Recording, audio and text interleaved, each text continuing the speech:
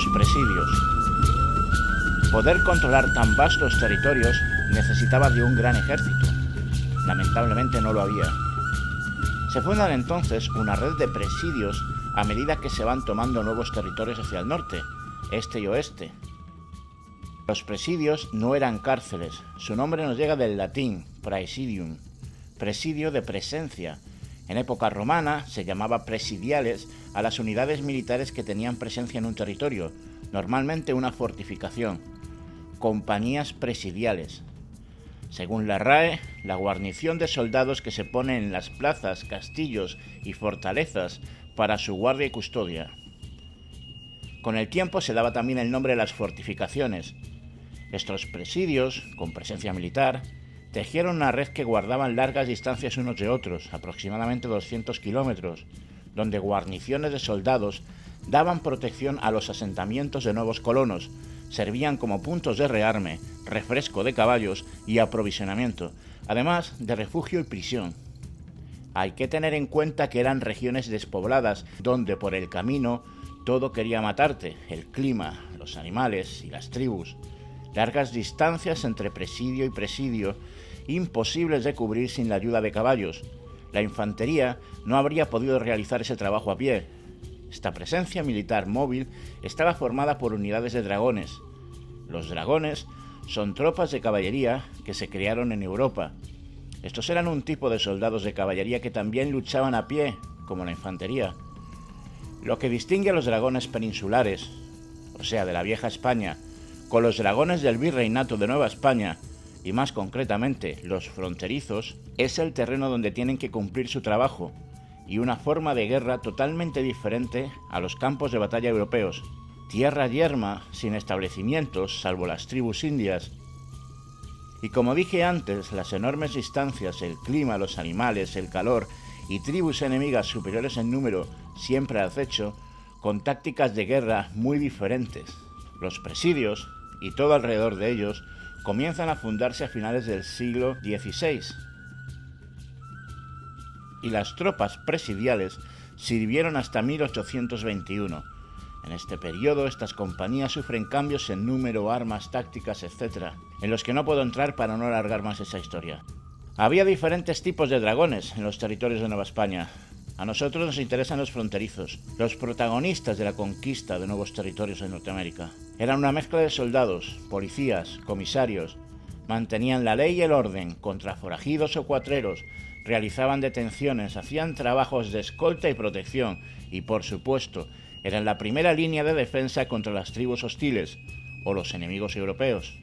Siempre mandados por un capitán, la tropa era sobre todo criollos, mestizos o indios, voluntarios todos, gente dura y recia, muchas veces nativos de la zona, nacidos allí, ya que estar acostumbrados o tener lo que hay que tener para poder resistir las condiciones de los terrenos americanos era condición indispensable para poder cumplir con el trabajo. Estaban entrenados en el uso de numerosas armas y llegaron a tener una formación militar excepcional. En sus dotaciones oficiales se encontraba un arma de fuego larga, 2 pistolas, una lanza, una adarga o escudo y una espada de caballería. Se les atribuía también del uso de un tipo de espada más corta y ancha. Los presidios eran algo impresionante.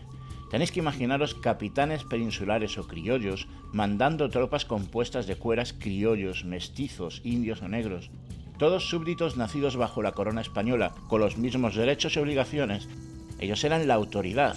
Eran los soldados de élite de la época. Allí vivían con sus familias. Tenían hijos, esposa, que también podían ser criollas, mestizas, indias o negras. Algo impensable para la época en otros países. Allí también podían vivir los pisteros apaches, guías y demás indígenas que daban servicios a las tropas presidiales en sus partidas de reconocimiento. Carlos III dio orden de que no se podía matar a ningún enemigo rendido, no se permitía la venganza o el exterminio, solo en combate se podía quitar la vida. Esta es la cara de uno de esos soldados, un hombre que sirvió en un presidio de Nueva California, José María Amador. Nació en 1794 y murió en 1883. Él escribió California Voices, donde relata la California de aquella época. Para las tribus que habitaban las vastas regiones americanas, los caballos traídos por los españoles eran de vital importancia, no solo para la guerra, también para la caza. Esto hacía que caballos y mujeres, para esclavizarlas, fuesen dos de los botines más preciados para los apaches, entre otros, y los dragones podían tener en un solo presidio cientos de caballos, 6 por cada soldado, sin contar las mulas. Los dragones y colonos tuvieron que lidiar sobre todo con constantes incursiones y ataques de apaches y comanches. Fueron años de luchas feroces, batallas, asaltos, guerra de guerrillas, emboscadas, sitios, persecuciones. Los soldados españoles hicieron alianzas con tribus de la zona que también sufrían la violencia de los apaches y comanches, ayudando incluso con la defensa de los territorios, hasta que finalmente se llega a alianzas con apaches y comanches, pasando a ser incluso aliados, aprendiendo el castellano y los oficios españoles. La corona no los sometió, al contrario, les dio los mejores territorios de caza y se respetaron sus derechos. Cuando el virreinato español cae, todas las tribus que convivían en paz con los españoles serán aniquiladas o diezmadas en las siguientes décadas, sobreviviendo solo las que fueron encerradas en reservas. El resumen que hice sobre este tema es tan extremo que me da vergüenza hacerlo, pero la historia de este territorio es tan sumamente magna que me es imposible contarla por falta de tiempo. Es simplemente extraordinario lo que ocurrió allí, lo que hicieron y consiguieron estos hombres. Los dragones fronterizos. ¿Por qué es tan importante el dragón de Cuera en esta historia? Porque sobre el dragón de Cuera hay varias historias más que son muy interesantes. Por un lado, tenemos varios malentendidos con las espadas que portaban los cueras, y por otro lado está el belduque, un cuchillo de supuesto origen español, muy usado en el virreinato y que según algunos fue parte del arsenal del Cuera. Vamos a analizar todo esto con calma y tratar de poner orden en un caos de piezas y nombres. Hoy podemos leer que el dragón de Cuera portaría una espada de caballería, una espada larga, pero también se menciona que, contrariamente, en ocasiones, portaron una espada más corta, llamada espada ancha. Los americanos la llaman así, sin traducir, espada ancha. Y esta espada ancha, lo que me parece es muy interesante. ¿Por qué una espada más corta? ¿Y por qué ancha? Los cueras eran caballería. ¿Por qué renunciar a una espada larga, más eficiente y segura para su forma de combatir a caballo, por una espada más corta que resta distancia y eficacia en el combate montado? La pieza número 1. Bilbos de caballería. Esta espada es uno de los modelos que llevaban los cueras, la espada de caballería de 1728, y tiene una medida total de 109 centímetros. Solo la hoja mide 90 centímetros. La anchura es de 38 milímetros. Medida adecuada para el combate a caballo, pudiendo cortar, golpear y ser usada en modo de estoque. La lanza siempre podía perderse en el combate y una espada sería lo más eficaz para seguir combatiendo a caballo si las armas de fuego no se podían recargar. Y aquí comienza el lío. En América, al igual que en muchos países de Europa, incluidas las Islas Británicas, a este tipo de espadas de caballería, como las que portaron los dragones de Cuera, se les da el apodo de espadas Bilbo. ¿Por qué?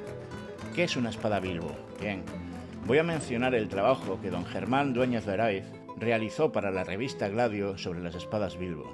Ya en el siglo XVI aparecen mencionadas en las fuentes. En este caso, Shakespeare menciona una espada de nombre Bilbo. Bilbo, en euskera, es Bilbao.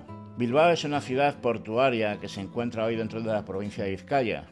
Vizcaya es famosa por el hierro de sus minas en Mondragón, excelente para la fabricación de armas y muy usado en las espadas toledanas.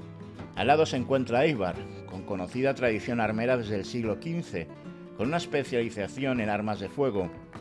En el siglo XVI y XVII, la fabricación de hojas de espadas vascas forjadas con acero de las minas de Mondragón alcanzaron gran relevancia. Desde el puerto de Bilbao, parte de esta producción salía en barcos hasta diferentes puertos, normalmente para usar en los territorios del imperio, pero también fuera, incluidos en algún momento los puertos británicos.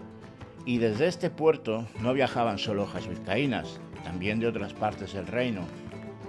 No está claro qué tipo de espada fue la que se refirió Shakespeare como Bilbo.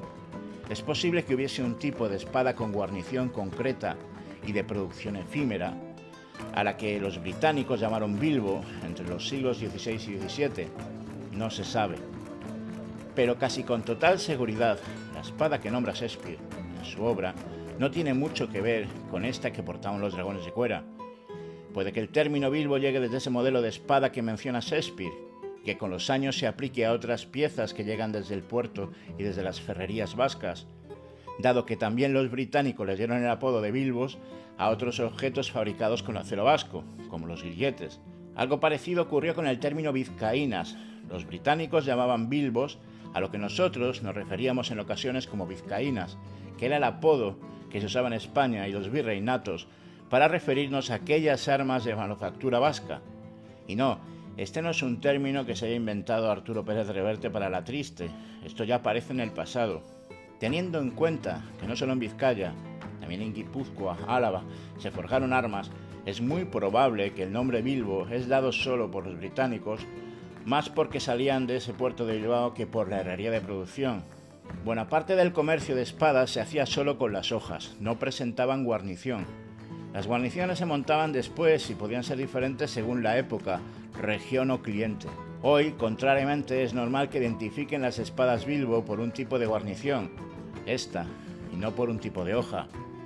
El caso es que los museos británicos en la actualidad exponen varias piezas con catalogación de espadas Bilbo, hecho que hizo que otros museos o coleccionistas adopten este nombre para identificar a toda espada que tenga una guarnición de conchas como la que veis. Y esto nos lleva a la espada de los dragones fronterizos, los cueras. En América también muchos llaman bilbos a las espadas que portaban los dragones. Espadas encontradas, conservadas en museos y colecciones, algunas desenterradas en presidios y áreas donde se movían estas tropas. Pero no olvidemos que coleccionismo y funcionalidad son dos cosas diferentes. A la hora de catalogar, no profesionalmente, normalmente se usa como referencia el tipo de guarnición. La más de las veces es más fácil identificar la guarnición que la hoja. Por eso muchos llaman espada ropera tipo rapier a toda hoja que lleve guarniciones de conchas, tazas, lazo o costilla, aunque la hoja sea de caballería, como esta. Si alguien toma la espada de Conan y le pone una guarnición de lazo o de taza, siempre habrá alguien que diga que es la verdadera espada ropera de Conan, porque asocian esas guarniciones a las roperas del 16, 17 y 18, para duelo civil, o sea, las que usaban y usan hoy en día para la esgrima como la verdadera destreza. En la funcionalidad, la hoja manda. Las diferentes medidas, formas, grosores, número de filos, convierten una hoja eficiente para ciertos trabajos y deficiente para otros, sin importar el tipo de guarnición que le pongas. Las guarniciones, sin embargo, sí pueden ayudar a la hoja apropiada, a darle, por ejemplo, más prestaciones a la hora de la esgrima del espadachín. Ayudan a interrumpir la trayectoria de la hoja del enemigo, con los gavilanes, por ejemplo, o detener y dañar la hoja del contrario con la taza y los rompepuntas. Pueden ofrecer mayor o menor abrigo a la mano, pueden mejorar el agarre, o también compensar el peso en general con sus pomos, dependiendo todo siempre de las necesidades del usuario. Además, no olvidemos que una hoja puede ser más antigua que la guarnición, la cual puede ser cambiada una o más veces en la historia de una hoja. Pudo y hubo muchos tipos de hojas anchas en varios siglos de fabricación, no solo un modelo, y muchas guarniciones diferentes. Lo cierto es que las hojas que usaron los dragones a mediados del siglo XVIII es difícil que sean las mismas hojas vascas de espadas del siglo XVI, ni las mismas guarniciones. Pero sí parece que pertenezcan a ese tipo de hojas de espadas anchas descritas en las fuentes. El apodo Bilbo actual que le dan a estas espadas de caballería sería solo por la similitud de la guarda. Como dato añadido, a esta espada hoy se la suele llamar en España como modelo bocacaballo. La pieza número 2. ¿Y qué hay de este modelo catalogado como espada ancha de dragones del virreinato? Muchos en España pensábamos que esta que estáis viendo era la espada ancha porque en América la llamaban así. Nadie sabe con certeza si esta fue usada por los cueras fronterizos presidiales. Tampoco se sabe a ciencia cierta si pudo ser usada por otros dragones virreinales de interior. Pero hay un problema, este modelo de ancho tiene muy poco, más bien es un modelo corto y no tan ancho. ¿Por qué llamarla ancha cuando en realidad lo que es más corta? No tiene ningún sentido que un soldado de caballería, un dragón, cambie su hoja larga, puntiaguda, ideal para combatir a caballo, por esta pequeña espada recta. Para un jinete es como si un francotirador eligiese una escopeta militar para su trabajo de precisión a distancia, pues porque no era considerada una espada ancha como tal, sino un machete que era usado como arma. En 1849, en el Diccionario de Voces Cubanas se recoge esta descripción. Denomina a estos machetes como de concha o cinta, ya que son machetes con una concha en un solo lado, normalmente de plata. Si no la poseen y no fueran más largos de media vara, se les llamaría solo machetes de media cinta. Media vara eran 41 centímetros más o menos. Este tipo de espada corta o machete suelen presentar una guarda muy característica, una guarda con forma de una concha, a veces una hoja, un ancho de pala de casi 4 centímetros y aproximadamente rondan una vara de largo más o menos, 83 centímetros. Muchas han llegado a nuestros días con hojas reducidas por roturas. Estas piezas son encontradas en los territorios que pertenecieron al Virreinato de Nueva España, sobre todo en las que ahora pertenecen a los Estados Unidos y en lo que hoy es México. ¿Por qué la llamaban espada ancha? Era un arma que se portaba en el arzón del caballo, como las espadas, pero es en 1972 cuando se publica una obra maravillosa sobre armas coloniales en América, que es referencia indispensable para cualquier coleccionista o amante de la historia de las armas blancas en esa región. Military Weapons in Colonial America, 1700-1821, escrita por Sidney Brikenhoff y Pierre Chamberlain. Sidney Brikenhoff nombra este tipo de machetes como espadas anchas en ese libro y comienzan a ser consideradas ese otro modelo de espada ancha que supuestamente portaban en ocasiones los dragones de cuera fronterizos. Y en España tomamos esa referencia también. ¿Y por qué esa confusión se extendió tan rápido? Una de las razones es el uso de guardas iguales o similares en un tercer tipo de pieza y que causa gran confusión, unas que en ocasiones eran verdaderamente anchas.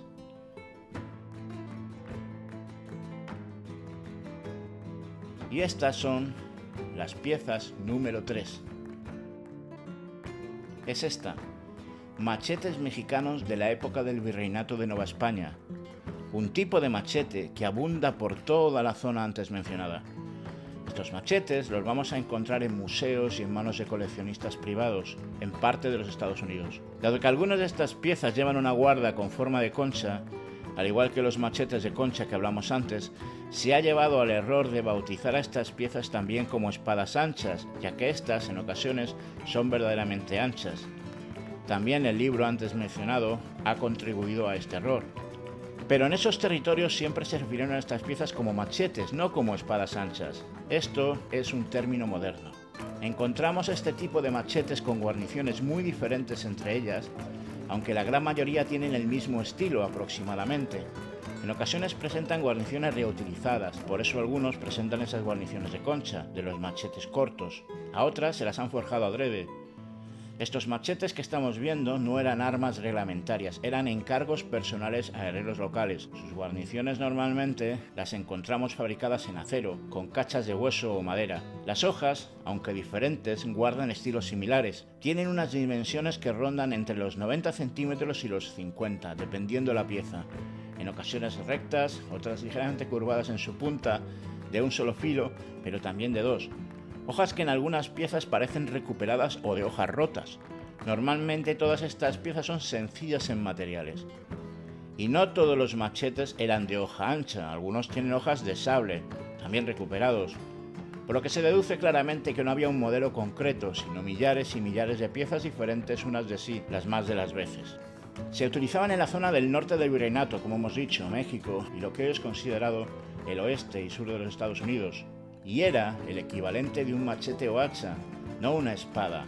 Herramientas de desbrozo de maleza en los caminos, para cortar ramas para las fogatas, para los descansos, sacrificar o descuartizar animales, etc.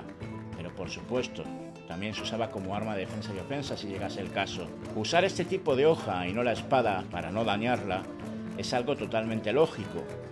Donde un cuchillo se queda corto y una espada se pasa de largo, este tipo de pieza era perfecta. Han estado ahí desde mucho antes que los cueras cabalgaran por última vez y han seguido después, muchas veces en baúles o sótanos de casas coloniales, hasta que una familia o un comprador de la casa lo han sacado del olvido. ¿Y quiénes usaban estas piezas? pues por lo que parece, fueron unas herramientas y armas usadas de forma no oficial por soldados, milicias, vaqueros y agricultores castellanos y criollos, rancheros y charros, esclavos, cuatreros, bandas de forajidos. Todos en aquella zona usaban el machete, y por lo que parece también en la zona del México virreinal y en sus zonas fronterizas, estas piezas eran muy comunes y abundaban. La realidad es que los machetes llegaron con los primeros conquistadores. Una aportación al tema de los machetes es que ya en el siglo XV y XVI los machetes en la península eran llamados machetes vizcaínos, ya que había gran producción de ellos en tierras vascas y se exportaban masivamente estas hojas al Nuevo Mundo. En Elegías varones ilustres de Indias, Juan de Castellanos nos dice: armado de una rodela y media lanza, y al lado su machete vizcaíno, según entonces fue común usanza. Los virreinatos fueron territorio de machetes. Y ahora la pregunta: ¿los llevaron los cueras? No las milicias o los soldados de refuerzo, los cueras. ¿Cómo saberlo? No parece que estuvieran entre la dotación oficial, tampoco aparecen en las representaciones pictóricas que han llegado a nuestros días. No encontré ningún texto que registre el uso de uno de estos machetes por un cuera. Algunos museos exhiben estas piezas, como las espadas anchas que usaron los cueras. Sinceramente, no sé de dónde sacan este dato, yo no lo he encontrado. A pesar de que no he podido encontrar ninguna prueba, estas armas están ahí, y hay muchas, y si pensamos con lógica, estos jinetes que pasaban buena parte de su tiempo cabalgando, explorando, patrullando en esos terrenos, necesitarían una herramienta que les ayudase con según qué trabajos, y lo lógico sería un machete. No podían usar su espada para desbrozar y abrir un camino, cortar leña, cuerdas o lo que sea, la destrozarían. Yo opino que los cueras debieron llevar este tipo de piezas, si no todos, una buena parte, extraoficialmente, es lógico, pero repito, no encontré nada que lo demuestre más que una intuición lógica. Por cierto, ¿sabéis dónde también se encuentran ese tipo de machetes? En Filipinas. Se encuentran piezas como estos machetes datados del siglo XIX y principios del XX. Tampoco es tan extraño, ya que Filipinas pertenecía al Virreinato de Nueva España, como México, y estaban unidos por la ruta del Galeón de Manila. Pero entonces, ¿cuál fue la espada ancha de los cuera? ¿De dónde sale la espada ancha? Hay un documento que promete la entrega de 1520 de espadas vascas a Irlanda con la descripción de espadas anchas.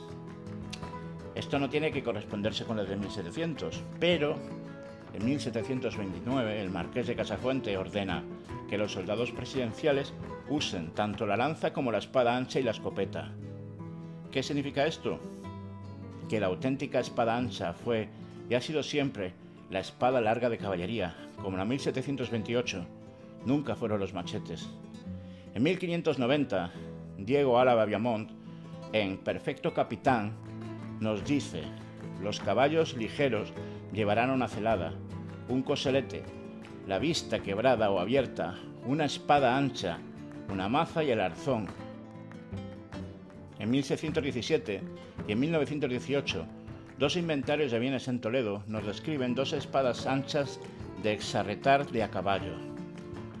En 1828, Federico Moretti, en el famoso Diccionario Militar Español-Francés, nos describe la espada ancha, en francés llamada espada larga, y dice: espada con la hoja más ancha que la común destinada a la caballería. Puedo seguir, hay más referencias a estas espadas anchas de montar a caballo a lo largo de los siglos en España. No hay ninguna duda que las espadas anchas de los cueras fueron las de caballería largas y no los machetes. ¿Y los cuchillos? En un momento vamos al cuchillo, pero antes vamos a ver otra pieza. La cuarta pieza. Durante la Guerra de Secesión, de 1861 a 1865, algunos fotógrafos trataron de inmortalizar para el recuerdo y la posteridad la vida de aquellos hombres que lucharon en los campos de batalla norteamericanos. Los soldados posaban muchos por primera y última vez para esas viejas cámaras, en un momento de evasión, antes de volver a la realidad de la guerra. Entre estas fotos se han conservado las que se hicieron los soldados confederados, que luchaban para los estados del sur. En ellas se pueden ver a estos hombres con unos cuchillos muy particulares. Este tipo de cuchillo, machete, recibe el nombre de bowie confederado. Si comparamos estos bowies confederados con esos machetes del Virreinato de Nueva España, vemos que hay un parecido más que razonable. Tenemos que tener en cuenta que desde el final del virreinato en 1821 y el estallido de la Guerra Civil en 1861 pasan solo 40 años, y entre medio de la Guerra de Texas, con el reciente independizado México y su pérdida de territorios ante los Estados Unidos, estas piezas ya estaban ahí.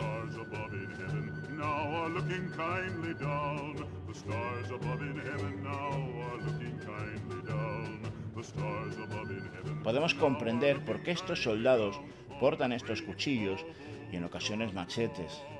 ¿Y el belduque? ¿Dónde hay sitio para belduque aquí? Porque hay mucha gente en Hispanoamérica y en Norteamérica que afirma que los cueras portaban uno.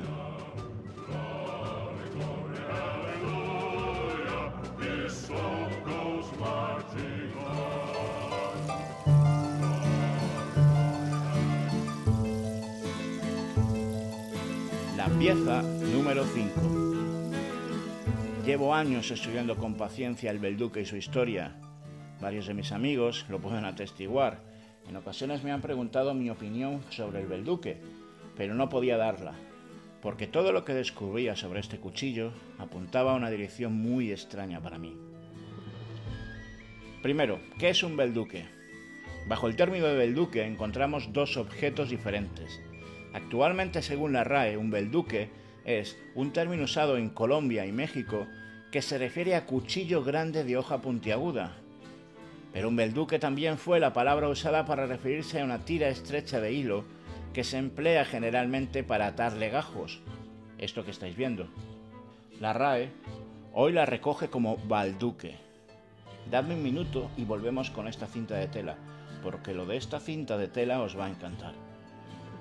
Uno de los datos más conocidos es que el belduque como arma se documenta por primera vez en el año de 1531, en Puebla de Los Ángeles, México, segunda ciudad fundada por los españoles en el Virreinato de Nueva España.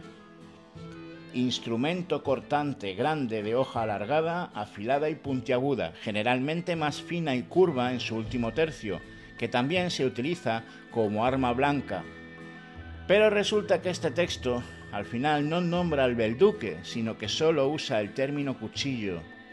Pero hay más problemas. Según las fuentes de la época, y son bastantes, como en un diccionario de vocabulario de 1877, que describe al belduque como cuchillo de cintura. En 1895, Elías Cerolo, en el diccionario de la lengua castellana, lo describe del mismo modo, como cuchillo de cintura. Pero luego el diccionario de americanismos de 1925 describe al belduque como cuchillo grande y puntiagudo. Y luego en 1946, Tobón Betancourt, en colombianismos, describe el belduque como cuchillo pequeño que según la academia se usa en otras naciones americanas. En 1964, Alario de Filippo describe el belduque como cuchillo pequeño también. Después, Caballero relata en la Vorágine Rivera, en la revista Arcadia de Bogotá, y el ruido de las palabras artificiosamente poéticas como albicante, que quiere decir notable por su blancura, o altamente especializadas como belduque, que es un cuchillo pequeño. Y después, en 1931, otro diccionario de americanismos nos dice que belduque, en América Central, Colombia, Chile y México, es toda clase de arma blanca con excepción del puñal y la daga. En 1932, una fuente anónima, en la revista católica de Santiago de Chile, describe el belduque como toda clase de arma blanca con excepción de puñales y de dagas. Como esta, hay varias fuentes más en diccionarios y alguna anónima a lo largo del continente americano refiriéndose al belduque como toda clase de arma blanca con excepción del puñal y la daga.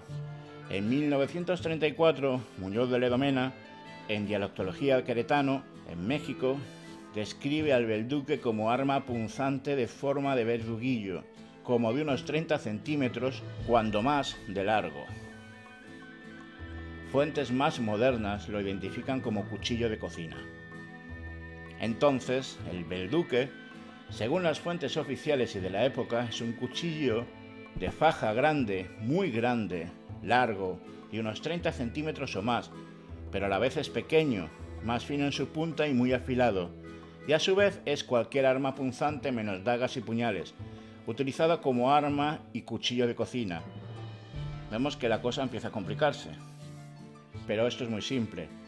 Quiere decir que a lo largo de varios siglos, como ha pasado con otras piezas, el nombre belduque se ha dado a diferentes tipos de herramientas de cuchillería, según la región, con diferentes características, llegando un momento en el que se nombraba así a cualquier arma blanca tipo cuchillo. Algo que nos puede recordar lo de la Bilbo de Shakespeare y a las Bilbos más modernas. Nada nuevo. No hay pieza que dure más de 100 años sin ninguna evolución en cualquiera de sus aspectos, incluido el nombre. Por lo que se cuenta, el cuchillo belduque puede tener sus orígenes en la ciudad de Bolduque, en Países Bajos, y que de algún modo se popularizaron en la península ibérica y viajan con los castellanos españoles a América. ¿Y de qué me suena a mí esta historia?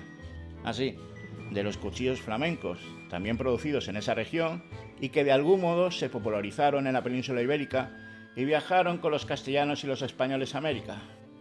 Pero ahora viene el dato más curioso, el de los hilos. Todas las fuentes anteriores al siglo XX referidas al belduque como cuchillo, las que hemos aportado hace un momento, y las que no os hemos aportado porque son demasiadas, como digo, todas las fuentes que nos llegan de documentos, diccionarios, libros, periódicos, son de la América hispana de los virreinatos españoles, no de la península ibérica, de América. Y las que se refieren al belduque como una tira de hilo, nos llegan exclusivamente de la península ibérica.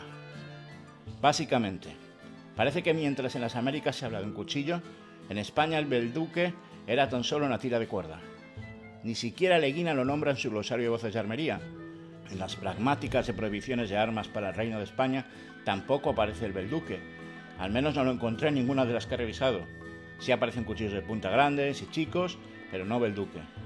Pero sí aparece esto en un proyecto de código penal para el estado de Veracruz, México, en 1835. En México, no en España. Son armas prohibidas, primero, toda arma de fuego cuyo cañón tenga menos de una vara de longitud. Segundo, toda arma blanca corta, como puñal, cuchillo con punta, machete, terciado, sable, espada, couteau, bayoneta, belduque, mojarra, estoque, daga, estilete, bisturí, rejón, navajas de cualquier clase, bla bla bla bla. Y otro dato importante es que es tan solo en 1925 cuando la RAE en España ingresa y describe por primera vez la palabra belduque como usada en las regiones de Colombia, Chile y México. Cuchillo grande, de hoja puntiaguda, usada en las regiones de Colombia, Chile y México. Interesante que en esa misma edición del diccionario incluye por primera vez la acepción de cuchillo flamenco. Ni en el siglo XVIII ni en el XIX aparece mencionado el belduque en los diccionarios castellanos. Y en las que lo hace, tras 1925, la incluía como palabra usada solo en Hispanoamérica. Lo cierto es que la pasión por estas piezas está más latente en Hispanoamérica que en España. Aquí prácticamente ningún autor lo menciona ni le presta atención hasta hace pocos años. Y más recientemente ha llegado al gran público por el programa de Forjado a Fuego, que dedican una forja a este tipo de arma. Solo un público muy reducido lo conocía. Todo indica que el belduque es el nombre que se le daba a ese cuchillo solo en Hispanoamérica, y no a un tipo de cuchillo, sino a muchos, que compartían el largo y lo puntiagudo de su forma, pero no en España. La referencia más antigua que encontré sobre el cuchillo belduque nos llega de Argentina en 1710, en la Materia Médica, escrito por Pedro de Montenegro. En ella reza que de una puñalada con un belduque se atraviesa de banda sin resistencia. Entonces, ¿puede el belduque ser un cuchillo hispanoamericano o de cuchillería que llegaba directamente de los Países Bajos? Y es que este famoso cuchillo no aparece en las fuentes españolas anteriores al siglo XX. Dejé reposar este tema durante mucho tiempo mientras seguía buscando, hasta que encontré esto, y que tras una larga búsqueda confirmaba mis sospechas. En Madrid, en 1917 se fundó una publicación quincenal de nombre Revista General. El filólogo Américo Castro, en 1918, escribe lo siguiente en su artículo Galicismos tercera parte. Nos dice así: Quevedo hablaba de los franceses que vienen vendiendo peines, cuchillos y baratijas, y en el teatro hay frecuentes alusiones a ello. Muchos de estos cuchillos se hacían en Bois-le-Duc, llamado por los españoles bolduque, y de aquí el nombre belduque que los americanos dan a cierto género de cuchillos. Nosotros nos hemos limitado a llamar balduque a la cinta usada en nuestras castizas covachuelas. Esa era la sospecha y la respuesta a la gran cantidad de fuentes sobre el balduque en Hispanoamérica y la escasez de la misma en España. En España no usábamos el nombre de balduque, solo las Américas españolas. Son muchas las armas que llevan los españoles a los territorios del virreinato y son rebautizadas con nombres que aquí no usamos. Si os digo, por ejemplo, un tocón, un pando, un liniero o un desmontero, seguramente muchos no sabréis de lo que hablo, pero es la forma en la que se llamaba los machetes en algunas regiones de Hispanoamérica en el pasado, dependiendo del tipo de machete. Pero esto genera dos preguntas. La primera pregunta es, ¿en España teníamos estos tipos de cuchillos o solo fue una evolución hispanoamericana?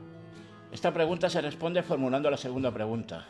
Y la segunda pregunta es, si este cuchillo sí pasaba por la península, como dice en su artículo Américo Castro, y muchos cuchillos que se vendían en España procedían de bolduque, de Bois-le-Duc, entonces ¿cómo llamábamos al balduque en la península? ¿Cómo llamábamos nosotros a este tipo de cuchillo que venía de los Países Bajos? Porque balduque no. Pues vamos a analizarlo. Si la definición de cuchillo balduque es el de una pieza grande, larga, terminada en punta muy aguda, muy afilada, y la pregunta es, ¿teníamos una pieza así que se llamase balduque en la península? La respuesta es no. Pero si la pregunta es, ¿teníamos este tipo de piezas en España, pero no se llamaban balduque? La respuesta es sí. Teníamos piezas que se ajustan a esta descripción. Y tengo una principal sospechosa. Repito, sospechosa. Lo que viene ahora no es una confirmación, pero supongo que queréis oír nuestra opinión. Aunque no eran llamadas balduques, sino flamencas. Los cuchillos andaluces, cuchillos flamencos, un tipo de cuchillo de grandes dimensiones, alargado y con buena punta, fabricados en Andalucía, en lugares como Guadix, entre otros. Ya hablamos de eso en un vídeo. Quizás inspirados en algunos de los viejos modelos de cuchillo que se fabricaron en Flandes antes del siglo XVIII. Pudo tener unas medidas estrechas y con buena punta. Se encuentran muchos cuchillos antiguos así en Italia y en zonas del Mediterráneo, en conexión siempre con trabajos en puertos o para perforar tejidos duros o cueros, y que pudieron traer los gitanos flamencos a Andalucía. Pero estos nuestros suelen ser de medidas mucho más grandes que las que se encuentran normalmente por el resto del Mediterráneo. En Andalucía pudieron evolucionar en esos tamaños grandes, gigantescos, muy exagerados a veces, y la gente los denominaba flamencos, ya que estaban en manos de ese pueblo gitano. La palabra para definir a un cuchillo como flamenco era utilizada en las fuentes más por payos que por gitanos en realidad. Existe la posibilidad de que el término flamenco de estos enormes cuchillos andaluces venga en paralelo de la antigua expresión que aún puede utilizarse, o que aún se utiliza, ponerse flamenco, como chulería, ponerse chulo, farruco, desafiante, sacar el flamenco. Esto es tan solo una teoría. La realidad es que las descripciones de los cuchillos de Flandes más precisas y los registros que nos han llegado a las hojas flamencas se caracterizaban más por tener esta forma que estáis viendo que esta otra. Pero repito, hubo muchos cuchillos flamencos, así que las hojas flamencas andaluzas pueden parecerse poco en forma y tamaño a esas importadas de Flandes o las que pudieron venir con las migraciones gitanas, si los comparamos con los que se terminaron fabricando en Andalucía en los siglos XVIII y XIX. Y esto también lo podríamos trasladar al balduque, que de las factorías de Bolduque, la ciudad de Bolduque donde se fabricaban estas piezas, salieron más de un modelo de cuchillos que llegaron a España, es seguro. Bolduque era una ciudad con industria cuchillera, se exportaban muchos tipos de cuchillos de mesa para oficios y necesidades diferentes.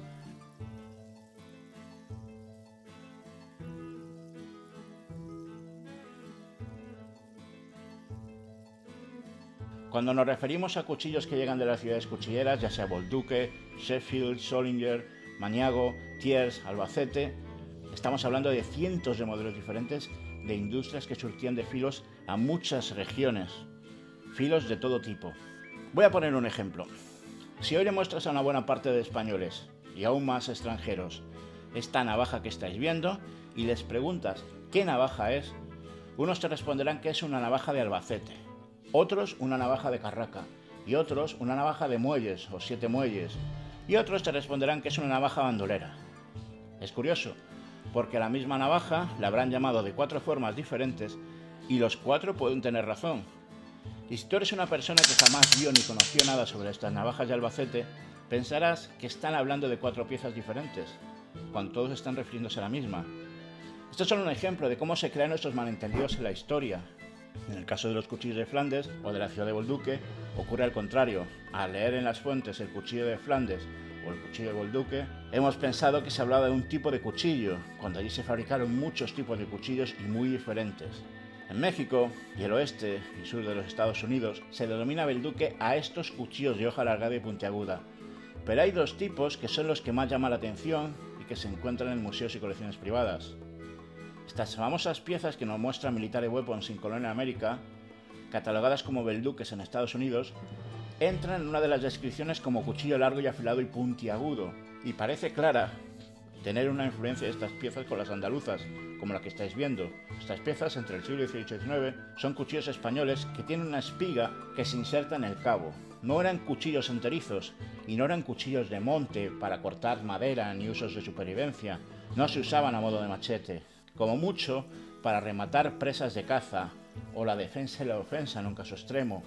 Pero hay que verlas más también como piezas de ostentación y coleccionismo de la época. Sus incrustaciones en latón y el valor económico de las mismas no las hacía apropiadas para un uso como herramienta de monte. Pero si nos fijamos en estos supuestos Bolduques de Nueva España, la hoja es enteriza y el cabo es fuerte, dejando el hueco para colocar las cachas. Tanto la hoja como el cabo son masivos. Un pedazo de acero largo, puntiagudo, afilado y resistente. Son trabajos locales por herreros de la zona.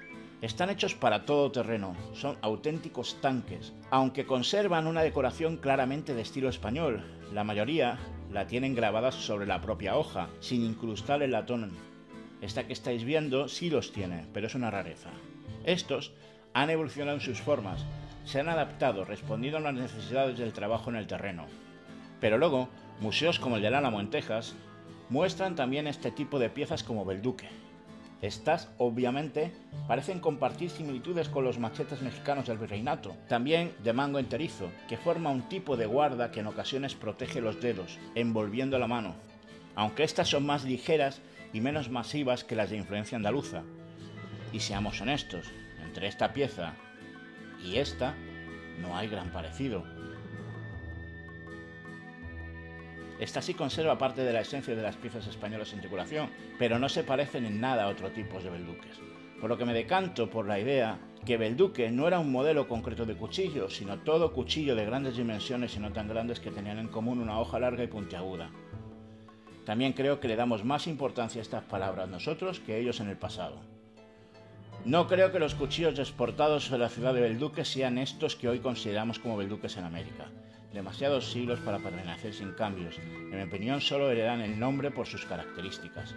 Asimismo, personalmente, a este tipo de piezas no las puedo considerar puramente peninsulares, o sea, de la península ibérica, ya que el número de piezas que hay en España es simbólico, casi inexistente, y muchas de ellas fueron traídas de América.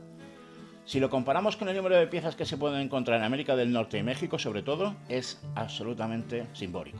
Y teniendo en cuenta que tras la caída de los virreinatos miles y miles de españoles se ven obligados a regresar, es más que posible que algunas de estas piezas regresaran con ellos. Estas piezas que veis en el vídeo claramente pudieron venir de México a España. Algo parecido a lo que nos ocurre hoy en día con los cuchillos Bowie. En América y sobre todo en los Estados Unidos, hoy casi todo es un Bowie. Bowie parece no ser un modelo de cuchillo, sino muchos tipos de cuchillos. Todas estas piezas que estáis viendo son llamadas Bowies. Con casi total seguridad, el propio cuchillo que usó Jim Bowie, y no usó uno, sino que usó varios, habría sido considerado un Bolduque en las regiones hispanas donde creció, vivió y comerció. El cuchillo de Jim Bowie, después de su muerte en el Álamo, pasó a ser definitivamente el cuchillo modelo Bowie. Y ahora la pregunta, ¿portaban este tipo de cuchillo los cueras?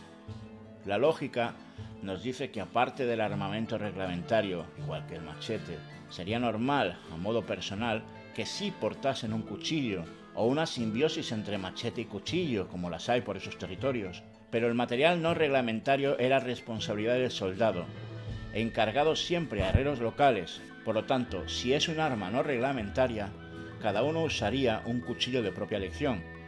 ¿Pudieron llevar cuchillos de largas medidas y muy puntiagudos que pudieran ser usados para la ofensa y la defensa? Sí, claro que pudieron. Eran cuchillos funcionales para el trabajo de un cuera y abundaban en aquella región. Y por cierto, llevaban chaquetas de cuero, y no solo ellos, los delincuentes también.